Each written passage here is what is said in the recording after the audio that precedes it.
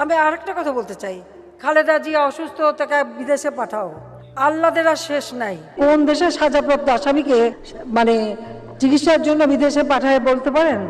কোন দেশে পাঠায়? এখন উনি সেজে গুজে মেকআপ নিয়ে একেবারে বুড়ুটুরু একে হাসপাতালে যান, আর এদিকে তার ডাক্তাররা আবার রিপোর্ট দেয় খুবই খারাপ অবস্থা, মানে একটা নাকি যায়। তাকে আমরা অনেক অনেক রাজার হালেই তো রেখেছি।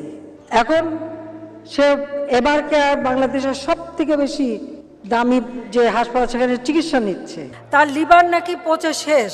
তো লিভার সাধারণত পচলে মানুষ কি বলে সেটা আমি মুগ্ধ বলতে চাই না। কি খেলে তাড়াতাড়ি লিভার পচে সেটা তো সবাই জানেন। আর রোজই শুনি এই মরে এই যায়। তো বয়স তো 80-র উপরে, তো মৃত্যু সময় হয়ে গেছে, তার মধ্যে অসুস্থ। তো এখানে এত কান্নাকাটি করতে লাভ নাই। খালেদা জিয়াকে যে কারাগার থেকে বাসায় থাকতে দিচ্ছে, চিকিৎসা করতেছি, এটাই কি বেশি না? आए मेरे जान प्यारे मान आंखों की तारा आसमान की चांद मेरे जान पाकिस्तान। এ হলো খালেদা জিয়ার কথা। খালেদা জিয়া তিনি নাকি পরীক্ষা দিয়েছিলেন, ম্যাট্রিক পরীক্ষা, তাতে পাশ করেছিলেন অঙ্ক আর উর্দুতে।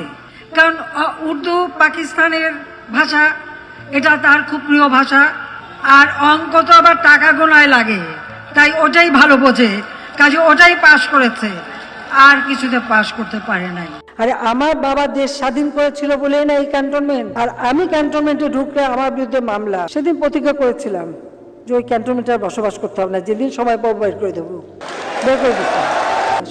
এখনও লাহোরে সোনার দোকানে খালেদা জিয়ার বড় ছবি আছে, যে ওই দোকানের সোনার গয়না তার খুব প্রিয়। যখন জিয়া রহমান ঘরে তুলতে চায়নি, প্রতিদিন তো আমাদের বাসায় যে কান্নাকাটি করতাম। আমার বাবার বদলতে তুমি জিয়াউর রহমানের স্ত্রী হিসেবে পরিচয় দিতে পেরেছো বলে বহু আগে জিয়া ছেড়ে দিয়েছিল।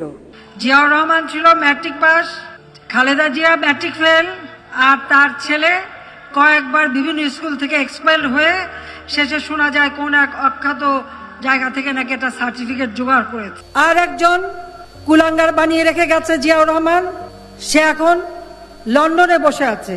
আর খালেদা জিয়া, তারেক জিয়ার চালাবেলারা অ্যাম্বুলেন্সের মধ্যে অন্তঃসত্ত্বা মহিলাকে তারা আক্রমণ করে। তাহলে কি ইসরায়েলের জারজ সন্তান কিনা সেটাই আমার জিজ্ঞাসা। জিয়ার আবার নতুন গার্লফ্রেন্ডও ছিল, তাকেও সরিয়ে দেওয়া হয়েছিল, এবং তার সংসারটা রক্ষা করে দিয়েছিল আমার বাবা। তখন তো মোড়া আমাদের বাসায় যে মোড়া পেতে বসে থাকতো।